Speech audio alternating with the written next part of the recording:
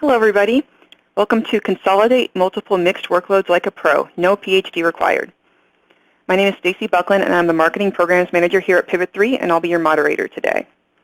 So before we get started with the presentation, I'd like to cover just a few quick housekeeping items. You can download the slide deck from this presentation as well as other resources about today's topic from the Attachments tab at the top of your player. So feel free to access that anytime during the webinar. The recorded version of this presentation will be available on Pivot3's Bright Talk channel immediately following today's event. And we encourage you to share that with your colleagues using the social bookmark buttons on your webinar consoles. If you have any questions, just go ahead and type those into the webinar console, and we'll get to all questions at the end of the webinar. I did want to make sure you're aware that we do have a live Pivot3 products demo next Wednesday, August 23rd at 11:30 a.m. Eastern Time. So if you're interested in learning more about what we talk about today, you can register using that link there on your screen. There's also a link to that demo in the Attachments tab, as I mentioned before, and it will also, we'll show this link again at the end of the webinar in case you don't catch it right now. And now it's time to introduce you to today's speakers. Today we're excited to be joined by Juan Fernandez, a storage architect in the Intel Data Center NVM Solutions Group. We're also joined by George Wagner, Senior Product Marketing Manager at Pivot3. So now without further delay, Juan, I'm going to go ahead and pass it to you to start the presentation. Okay, great. Thank you, Stacy. Can you still hear me okay? Yep. All right, very good. So good morning, everyone. My name is Juan Fernandez. I'm part of Intel's Non-Volatile Storage Solutions Group. I work as a storage architect in a variety of different customer engagement opportunities, and I've had the opportunity to work with Pivot3 very closely on their qualification of Intel NVMe drives. Very exciting time for the storage industry as we start to transition from SATA and SAS connected SSDs and take advantage of the new storage medium of NVMe. So I find that sometimes as I'm talking to people, there's still a lack of information about NVMe and how NVMe can accelerate a workload and how an enterprise might adopt an NVMe solution. The net is that NVMe is a signaling protocol and interconnect that allows a solid-state device to be more effectively used for lower latency and higher performance in an enterprise application. The protocol and the controllers for NVMe have been built with the entire design in mind to leverage the very fast NAND media and even now our 3D crosspoint Optane media in order to really deliver the performance that the media is capable of delivering when not saddled with a SATA or SAS controller interface. The other interesting note is that the NVMe community is quickly adopting more and more use cases for non-volatile memory express. We're starting to see different form factors for SSDs that leverage NVMe, and even a driving standard for a new interface for all PCIe connected devices, which will be forward compatible with PCIe Gen 4 and Gen 5. If you didn't have opportunity to review information from the Flash Memory Summit, I would encourage you to go back and look at some of the available online sessions. There was a lot of information about how NVMe is changing the landscape of the data center in the enterprise space. Our Vice President, Bill Lazinski, gave a presentation on the ruler form factor, which takes the existing 2.5-inch U.2 drives and fundamentally changes how we might adopt PCIe devices and NVMe going forward. From a technology perspective, NVMe was architected with one simple thing in mind, and that was virtualization, and how to take advantage of a very, very fast, low latency SSD device when you have multiple cores and multiple applications sitting on top of that NVMe or that PCIe root complex. You'll notice here on this slide that each core has a unique submission queue and completion queue, which allows for multi-threading and multi-tenancy on an NVMe device and allows the upper-level hypervisor and components of the operating environment to use the full potential of the NVMe device. There's also a discrete administrative queue for signaling to the operating system or the CPU when tasks have been completed, or in the event of an error in completion to the NVMe device. But suffice to say, NVMe is really built from the ground up to be able to take advantage of the performance capabilities of an SSD device. So where can we use NVMe technology? Well, as George is going to present in his portion of the presentation, you can use the SSDs, the NVMe SSDs, for accelerating a workload. We're starting to see more and more use cases for artificial intelligence and analytics for NVMe SSDs because of the lower latency. And another interesting consideration is for power and reduction of power consumption in a data center, as you have PCI devices connected directly to the CPU and no need for additional silicon in the data path.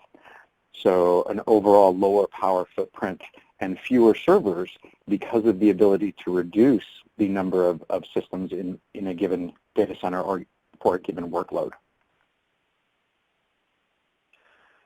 So tying kind of into that comment and thought is that NVMe, because of its ability to service multiple cores, multiple virtualization components sitting on top of the NVMe device, we're able to take better advantage of that latency and reduce the amount of CPU that is consumed in reading and writing to a solid-state device. One of the things that's very interesting is how Pivot3 uses the NVMe device, the Intel SSD, for I/O reduction and latency improvement. You'll notice here we've got basically half or even less than half of the CPU utilization in order to achieve the same benefits of the solid-state device. This is the slide that I really kind of like to focus in on, and hopefully you can all see the numbers there. But we did a performance evaluation of the same physical media, the same NAND in 8 SSDs, and the same media in an NVMe SSD. And you'll notice that 8 physical SATA devices behind a SATA controller were only able to deliver half of the IOPs that the same physical media was able to deliver from a single device when coupled with an NVMe controller and connected to the PCIe complex of the CPU. Twice as many IOPs and much, much lower latency.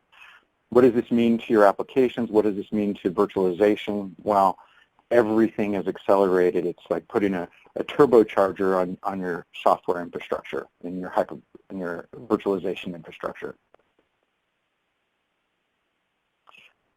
Intel also recently announced and released our latest generation of NVMe devices.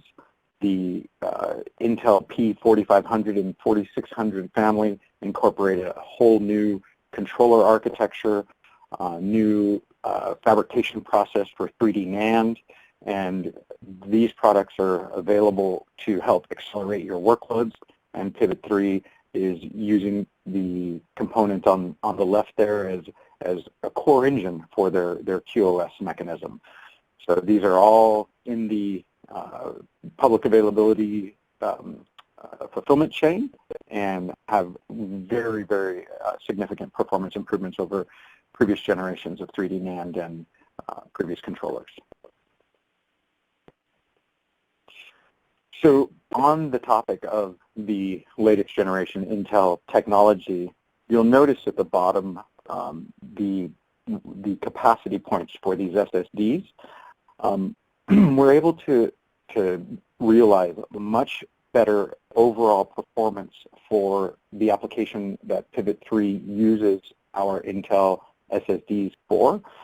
You'll notice the generations there, the green, blue, and dark blue lines of our 2D NAND and our first iterations of 3D NAND, and now our second generation with our latest fourth generation SSD NVMe controller. So 6.x, call it 6 times the improvement in performance for the use case for Pivot3 and with Intel technology. So I mentioned the Flash Memory Summit and the ecosystem that was just recently held in Santa Clara. It was last week, in fact. There were a variety of presentations about NVMe and the growing community to support the non-volatile memory express technology. Again, I'll encourage you to go back and take a look at some of those seminars that are available online.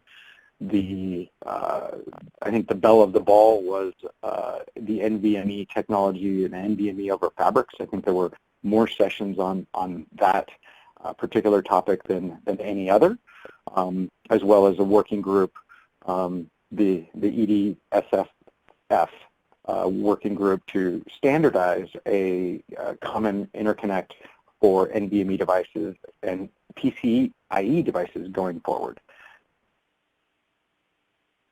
And lastly, what is the growth that Intel sees from our perspective as far as the adoption of NVMe? And you'll notice that the growth curve wasn't that significant in 2016, but we're seeing now a large number of companies taking our NVMe technology, our P46 and 4500 technologies, and using those both for accelerating caching and improving virtualization performance, but also for leveraging capacity tiers. And we have quite large SSDs on the roadmap. We're starting to ship 6.8 terabyte units, and we have plans for 16 and 32 terabyte SSDs in calendar year 2018. So with that, I'll hand it over to George so that he can take you a little deeper into Pivot3. Awesome. Thanks, Juan. Thanks, everyone, for attending today. So yes, my name is George Wagner, Senior Product Marketing Manager here at Pivot3. And for those of you who are not familiar with Pivot3, we're one of the pioneers in hyper-converged infrastructure, one of the forms of software-defined storage. And what we really focus on is delivering products that are performance-aware, priority-aware, as well as very simple to manage with policy-based simplicity. So, you know, I've got some background in IT as well as a lot of history in Flash. In fact, I worked for a company called Fusion IO several years ago, and they were kind of the pioneers in PCIe connected Flash. Very exciting back then. And the beauty of NVMe, as Juan was mentioning earlier, is that, you know, really we're starting to treat SSD or Flash like memory and not treating it like disk. So this is a really exciting time for us. Now, one of the topics I want to talk about here is really taking that information that Juan was discussing, right? The performance, low latency characteristics of NVMe SSD, and how we can apply that more at the macro level and using it to accelerate multiple mixed workloads in the form of resource consolidation or workload consolidation, if you will. If you've done any research on software-defined storage, you'll probably realize that there's a different answer for every person you ask. So what I thought I'd do before this presentation was kind of dig in and say, okay, what does Gartner say about it, right? So we looked at Gartner, and they believe there are 3 types of software-defined storage. There's kind of that software-only delivery mechanism, which separates completely software from hardware. So you're given the software, you go find the hardware, and they're really you need to have some storage savvy, hardware savvy, and storage savvy in order to manage that. There's also hyper-converged software-defined storage, which is what I'll be talking about today. That is separate software and a predefined number of open platforms, so giving customers the option to not have to rely on traditional external controller-based hardware like SANs and NAS. Then the final one is kind of a combination of traditional, controller-based systems and hyper-converged. So we're right there in the middle. And the benefits, why folks are looking towards software-defined storage is simple. Right? They're trying to reduce costs. They're trying to simplify management. Right? And if they can do that and not be roped into a proprietary hardware solution, it makes lives a lot easier because then you can take advantage of your purchasing power. So I guess the question often comes to me is kind of what's going on with hyperconverged? What is the benefit here? And I think if this slide kind of spells it out. I used to be an IT manager a while ago in a galaxy far, far away. I'm no longer, but in my world it was all about traditional IT infrastructure, so servers, network, and storage. And what I can tell you is that it can be difficult to deploy, right, because you have multiple facets to work with. You may have individuals who have specialization in those areas, so it's complex to administer, really can't be managed by a single person and requires specific training and specialization. But it's always been proven for workload consolidation, right? It's been proven. I can take mission critical, non-critical, etc., put them all together, put them on this, and know it's going to work. Hyperconverged comes around and takes in and consolidates the software, the storage, and the compute onto a single modular x86 platform, increases agility, makes it simple to deploy in simple bricks that contain the storage, the networking, and the server, and is much easier to manage through a single pane of glass. So now you have the ability to manage it, say one or two people can manage it, versus having a whole army of folks managing a larger traditional IT infrastructure. And the first wave of hyperconverged really was proven for targeted workloads. It did great at what it did, but it was mostly targeted for specific workloads like VDI or maybe one or two database applications, but it really was not sold for your workload consolidation, right? So data center consolidation, for example, and that's starting to happen now. However, there are several things that must happen, several features that must be, and functionality that must be within these systems in order for them to be considered, quote unquote, next generation HCI. And moving from targeted workload applications to more of a mixed workload application consolidation. So the first four you see there under the criteria for success, pretty straightforward. You'd expect it, in fact, to be considered when you're looking at hyperconverged or any other solution, software-defined solution. That's simple management, efficient resource utilizations, easy to scale, extensive data services. And I think for those of you who've done any research in the area, you're probably noticing that many of the vendors out there they're beginning to become at parity with a lot of the external controller-based solutions, like SAN solutions, as far as their included features. But the last one is the true enabler, and this is where we take where a system needs to have predictable performance. Because if I'm taking multiple workloads, multiple applications, VMs, etc., and consolidating them all into a single system, I need to be able to choose the winners and the losers. Right? If there's resource contention, I need to ensure that my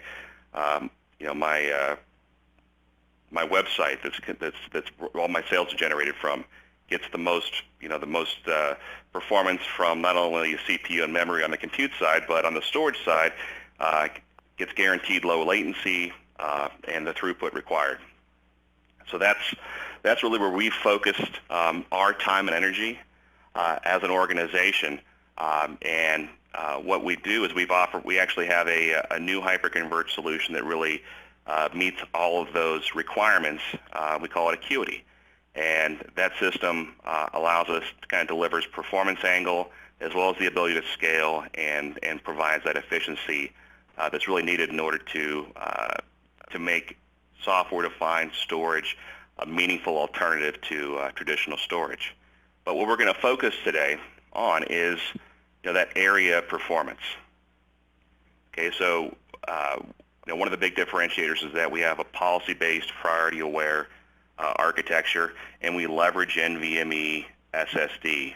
And in fact, we leverage it from Intel, the leader. And we architected the system around SSD, around NVMe, not only as a storage medium, but also as for the data path, for example, because we understand that if you can drive faster performance, lower latency, then you've solved part of the equation. But the second part of the equation is being priority aware, and that's where we have an advanced quality of service algorithm that is very simple to manage, all policy based, and allows you as a customer to assign policy as the defined performance in terms of IOPs, throughput, and latency, and we can maintain those. So that's what I will kind of dig into. And what I'm talking about, as I kind of go through each of these, keep in mind that these are features that we have in our system, but really they're definitely considerations that you should have when considering any software-defined storage or hyper-converged solution. For those of you who have a background in storage, in shared storage, you probably have run into the situation where you have an application that's hogging more resources, more performance resources than you wish it would, and it negatively affects applications that actually need the performance. And when that happens, you get inconsistent performance, and that's where storage vendors deploy quality of service features to fix that.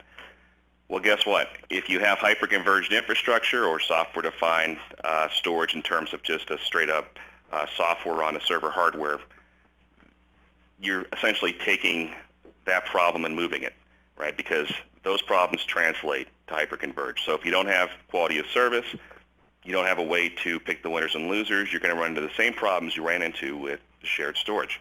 And those problems are, when we have this HCI without QoS, you can see on the left side.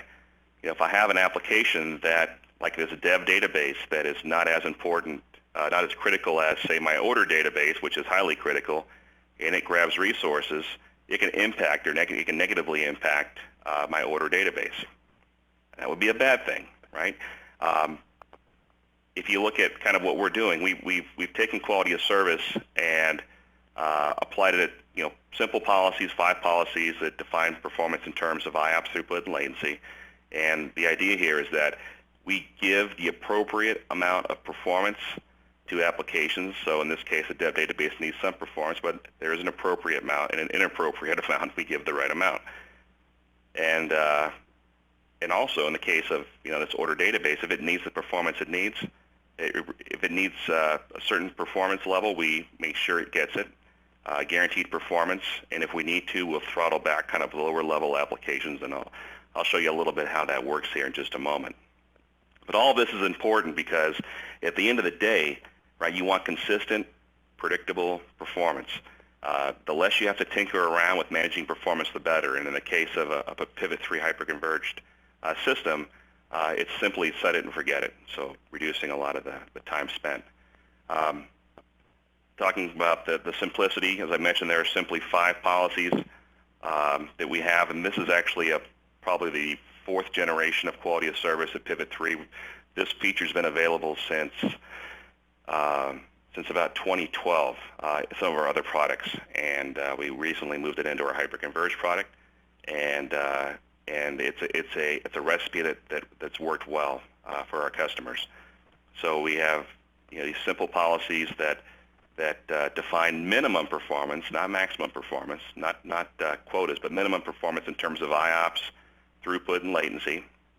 And so we set these kind of low-level floors, the floor as a limit. That way we can say, okay, you can have as much performance as you need, and we won't go below a certain level.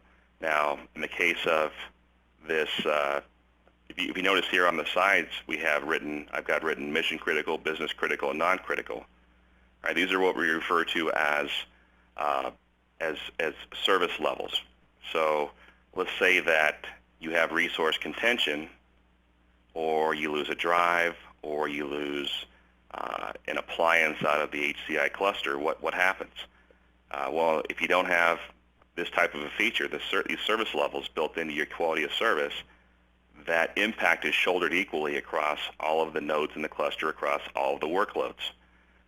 But what we've done is we've added these service levels, and what they do is they enforce, how the system behaves when it's under stress, right? If it's running in degraded mode operation, or if there's just simply resource contention, like we saw in the previous slide, where one app is contending for resources over another, right? So if it's an application that is in quality, it's QoS policy 1, it's assigned a mission critical service level by default. These are statically assigned.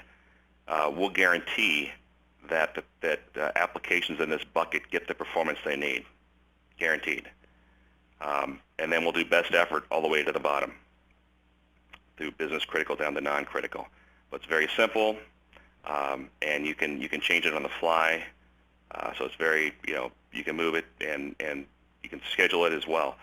Simple policy-based management is also important when we discuss, simplifying with software-defined storage.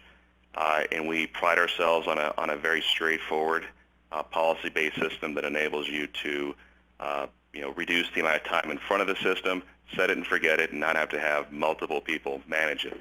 In this case, when you provision the volume, you simply assign a performance policy to it. You can assign a protection policy, which is snapshots, for example, or cloning. And you can set. You can also change you can have a policy modification as well.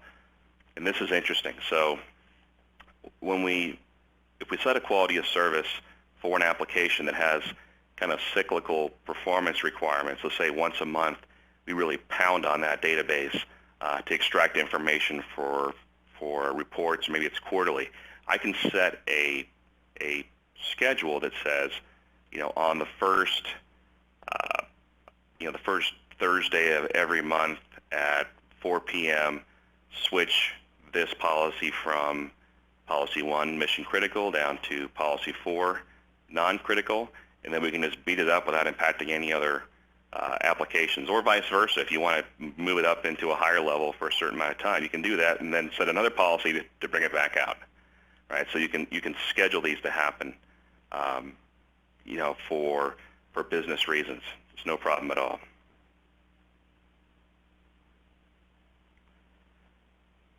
And this is something I kind of mentioned in the last slide. So essentially, taking QoS, change it on the fly.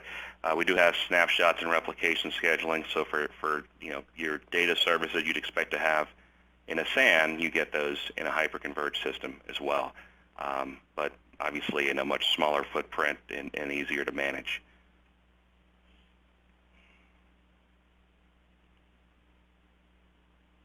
Now, this takes us back to more of a NVMe SSD conversation. So when Juan was showing you the Intel solutions devices around NVMe SSD, what we're leveraging in our systems is essentially an Intel NVMe SSD add-in card. Okay, so plugs directly into the PCIe slot. Gives us 8 lanes of traffic, so we get we can definitely handle more requests than you would at a traditional SATA system. But it's essentially a multi-tier system. What we've done is we've taken the best of both worlds, or multiple worlds, to give our customers different levels of performance and capacity economics. On the far left there, you can see that we have ultra-fast response time from memory, so we do use memory as a tier of caching, and it's for read-ahead. So for sequential workloads, reads, for example, we can prefetch and put that into memory, either from our NVMe card or from our higher capacity, which are I'll talked about next, which we have a high capacity tier. So we leverage Intel SATA SSDs as well as hard drives, depending on the type of system, either a hybrid or an all-flash system. But the idea here is that to have a multi-tier architecture, and the software itself does real-time data movement between the tiers in order to meet those SLAs. So data comes into the system, all the writes will go in and be written into flash, right, into the NVMe SSD. Then we'll destage them down to disk eventually based on policies. And then over time, if we need to, if data is requested, if it's mission critical, we'll move it back up. If not, then if it's non-critical, we'll leave it down on disk. We won't even cache it. So it's very intelligent in that regard. Now, you take this architecture, this multi-tier architecture, and create a scale-out cluster with that, and then you begin to see, some of the simplicity and benefit in that. We're aggregating all the performance resources from each one of these nodes together. So, we've all the flash, the memory, the drives, the high-capacity drives, and take and stripe and protect data across all the nodes and deliver, incredible performance. Imbalanced performance, because that's where the quality of service comes in and ensures that it's being used appropriately. Right, so if you think about NVMe, our systems may have a card in the system, an NVMe SSD add-in card in a box versus having multiple SSDs or hard drives. So it's important for economic reasons, as well as just the way we utilize it, to ensure that only the data that matters gets accelerated. Right, so we take that NVMe SSD, and we don't just use it as a simple read cache. We're actually using it as, we're taking it and partitioning it into two areas. One area is for every single write that comes into the system, so we serve those with ultra-low latency. And then the other part of it is it's used for what we call a read warmer. So basically a read cache. So based on the policy, we move data from the destaged area, which is where it persists on disk, back up into flash, or back up into the NVMe SSD if it's read. And we have different levels. The policy actually defines how many hits, how many read requests are required before it moves back up in. But for example, if I have a mission critical policy and the volume's in, if it's down on the disk and we read it, it'll take one hit before we move it up into the read-write cache, right? And then if it's non-critical, we don't move it at all. We just leave it on disk. If it's read, we leave it on disk. Versus maybe a business critical is 16 hits before we move it up. So it's very intelligent in the way that it manages it, because we're really dealing with a limited resource in the system. We keep the price down, we keep the price affordable, because we don't put these add-in cards in all the arrays, in all the servers. We don't load them up with these, right, in order to keep the cost down. But if we manage it appropriately, we can get the benefits of the performance by only having a small percentage of it in the overall system. But yeah, it's used for write caching, read warm, read ahead caching, persistent storage, and it really delivers that ultra-low latency. And just kind of an example of that is we've done a lot of in-house performance testing against our competitors, and this data that I'm showing you actually came out from some tests that were run just a couple of weeks ago, in fact, and it basically shows that we're able to, with 75%, of the capacity, or of the system hardware for our next competitor, we can deliver 2.5 times more IOPs, and more importantly, I mean, IOPs are something that are touted quite a bit, but at the end of the day, response time rules, right? So it's all about latency. So if we can deliver low latency, in this case 9 times more IOs processed at sub-millisecond latencies, and just overall 62% lower latency, and that speaks volumes to what Juan was talking about earlier. Okay, so being able to take SSD or flash to this next generation and really optimize, I guess you could say, optimize flash for better performance, we've been able to extract much more performance than most of the other vendors out there. And more importantly, when you translate into what it can do for your applications, you can imagine it can make quite a difference, right? Because you end up delivering response times for applications much faster, which means happier end users, more productivity, more sales, etc. So you can definitely kind of put two and two together to really figure out, what you're going to get out of that.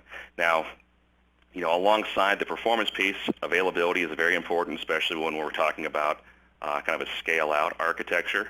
We don't want any single points of failure.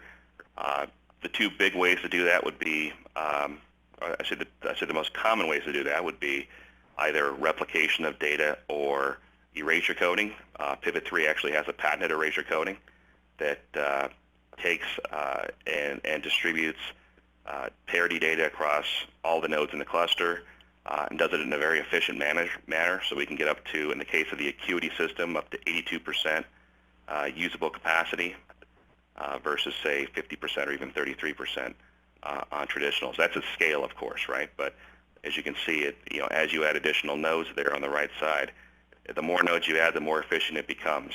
And wherever you're doing replication to protect data, if you're doing a one-for-one copy, it's going to remain 50% overhead all the way across, as long as you scale that. One of the benefits is it's highly efficient, which means more capacity to store your data, meaning that you can actually purchase, you can get away with having fewer Pivot3 nodes in a cluster powering your infrastructure. Data reduction. So, often you hear folks, especially on the storage side, talk about deduplication and compression.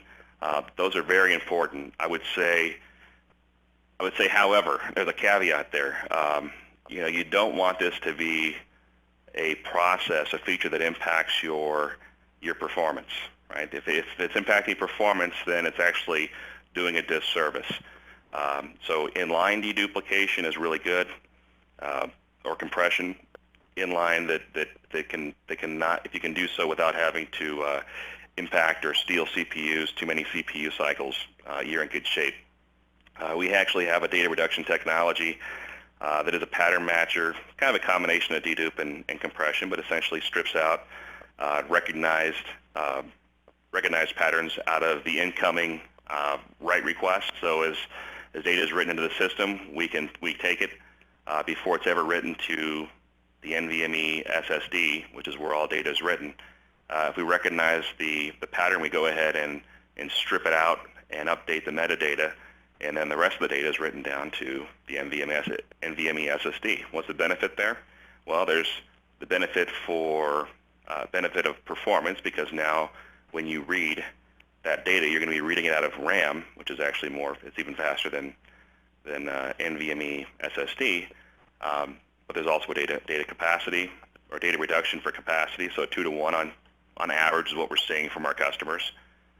And although it's not as big of an issue as it has been in the past, you want to limit, if you can limit the amount of data that's written, especially if it's unnecessary to your flash devices, why not do it, right? And extend the life of your flash. I would say this is extremely important from a software-defined storage perspective, as well as hyper-converged infrastructure, and that is the ability to integrate those systems with your existing infrastructure. There are not too many people who are looking to kind of go whole hog hyper-converged, especially the larger customers. Right? They may have purchased, or you may have purchased storage in the last couple of years or servers in the last year, and you're thinking, okay, well, I want to use this for a particular project, and then from there I'm going to slowly add to it as I retire other equipment. Well, if that's the case, then your hyper-converged infrastructure has to play nice with your existing data center. Pivot3 does that. It is at its core an iSCSI SAN, so you can either take quality of service managed LUNs from the Pivot3 hyper-converged system and mount them up to your VMs, or even physical devices, or likewise you can take and have your VMs from the Pivot3 that are residing on your hyper-converged infrastructure mount up external storage.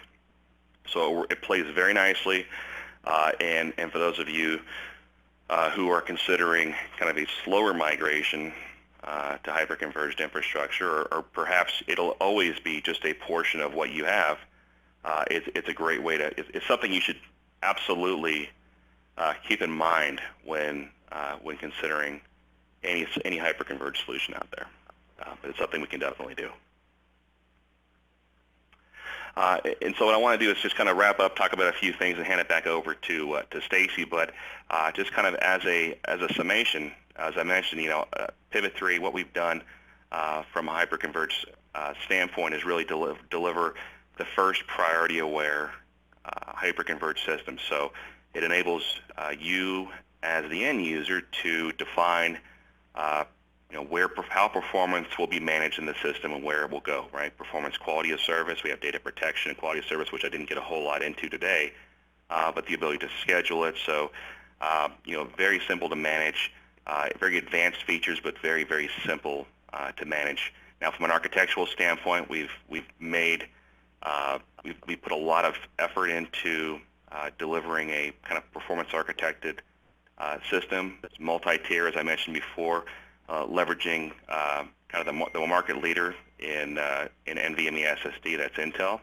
and integrated that not only into the system for performance, but also as part of the data path. And then from a data services perspective, I didn't have a whole lot of time to go through all of this, but as I mentioned earlier, it's becoming more of an expectation that hyperconverged infrastructure will have a lot of those kind of tier one features that customers expect to see with their external controller-based systems, and something we definitely have in our system. So with that, I'll go ahead and hand it back over to Stacy, and hope you guys have some questions for us, and be happy to answer them for you. Thanks, George, and thank you, Juan. Before we get to the Q&A, let's see if I can make this slideshow. As a reminder, as I talked about in the beginning, if you're interested in learning more about Pivot3 and going a little bit more in depth, we do have a live demo on next Wednesday, August 23rd at 11:30 a.m. Eastern Time. You can register at that link that's shown on your screen. There's also a link that you can click through in the Attachments tab. And again, the deck from today's presentation and some other assets are also available in that Attachments tab. So we do have a few questions from the audience, and Juan, I'm going to go ahead and address the first one to you, and it's about the growth rate of NVMe, and how rapidly do you think that technology will be adopted over the coming years? Well, I think I had a slide that kind of showed the acceleration that's happening, and I mentioned the Flash Memory Summit. We have a very robust community of NVMe partners now, and as mentioned, the working group, which includes Intel and HPE and Facebook, in fact, for the new interconnect standard for the PCIe connectivity. So NVMe is growing very quickly. I think the year-over-year growth rate is 120% or something like that, so it's very significant. And one thing I failed to mention was that we're seeing we're seeing NVMe being leveraged for all flash designs. So in the Pivot3 use case today, the NVMe device is used as the QoS and acceleration engine. But very shortly, we'll see all of the devices connected via NVMe, and that's happening at an increasing rate. So, the numbers in the slide that I referred to show that growth rate, and the community is growing at a very quick rate. Wow, that's great. Thank you. George, I'm going to pitch this next one to you, and the question is, how soon after I make a QoS policy change does the performance change? Yeah, so it's actually immediate. So if a policy is changed, let's say that I have a volume that's in a mission critical policy, and I want to move it down to a non-critical, just as an example. Once I change it, we'll immediately flush all of that data from that volume from the read warmer, from the read cache, and at that point it'll get a lower priority. So we have we kind of have a queuing mechanism, so it would be lower priority when it's time to execute these IOs as they're coming through. So we lose its priority there as well as get all the data flushed out, and vice versa. If I moved it from a low priority to a high priority, from maybe policy 5 to policy 1, it would immediately begin caching those read requests upon the first hit, as well as prioritize the I/O requests coming into the system over those of lower policies. So instantaneous. Okay. And somebody else has a comment/question. It says, I'm a little confused. Does Pivot3 sell software or hardware? Yeah, sorry if I wasn't explicit. So we do, I would say both. Okay, so we are a software company. We do run on, we have platforms, x86 industry standard platforms, server platforms that we do run on from Lenovo, Dell, but just the same, customers can purchase our software separately and integrate it onto their own systems as long as they're supported. Okay. Juan, here's one for you. The question is, how do I monitor an SSD in a system? I'll assume the question is specific to an NVMe SSD. So the NVMe standard for monitoring is NVMe-MI, which supports smart data collection via the NVMe interface. As the NVMe standards mature, version 1.2 adds additional registers for reading health, drive temperature, anticipated remaining endurance, and that's all delivered over NVMe-MI. Okay. All right, we're going to wrap it up with one last question here for you, George. What type of application environments does Pivot3 support? Yeah, I would say we're really good at doing mixed workload consolidation. So I would say, if you're looking at doing VDI, if you're looking at databases, are really popular with Microsoft SQL, for example. But I would say if there was one I can't even say there's one that doesn't really work well. Yeah, it's just great for workload consolidation. And the beauty of it is that you can take and assign those policies and deliver the right amount of performance to drive it, and that's where you're going to see kind of the biggest difference between us and others. Okay, great. Thanks again, George and Juan. It was a great presentation. Mm-hmm. And to everyone in the audience, before you leave, I do want to remind you about the demo we have next week, as well as if you have any other questions, specific questions about your environment or anything we weren't able to get to, you can contact us here at the contact information you see on your screen. And please take a minute to rate us using the Rate This button on your player. And other than that, we hope you've enjoyed today's presentation, and we look forward to seeing you next time. Thanks. Thank you.